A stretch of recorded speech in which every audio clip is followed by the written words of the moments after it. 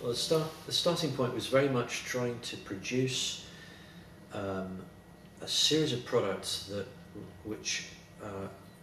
presented the idea more about media than necessarily product. What I mean by that is that each product presents itself as a kind of a solid, continuous block with no parting lines. It doesn't feel like it's an assemblage of parts that have kind of been brought together, but rather almost as if it's born out of its own material. And by doing that,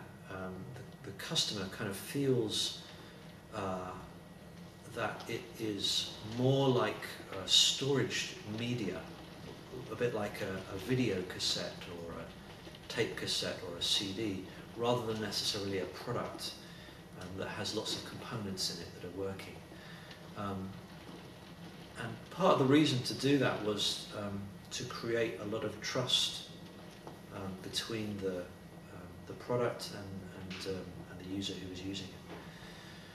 When you take the lid off, it just simply reveals a USB plug which plugs into the computer, obviously, and that in itself means that everything is self-contained within the product. It's not like you need many other parts to be able to use it, or cables or transformers or those sorts of things. The starting point for the DVD player was again very, very much the same, but what we did was add another layer to it, whereby even though it's a mobile product, it generally sits on the table, and so when you turn it over, it's actually revealing parts of its inner workings in terms of its drive, and that was quite an interesting idea for demystifying the product. For this kind of market,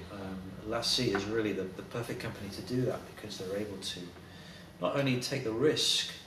of essentially producing a box which is all that it is, and I think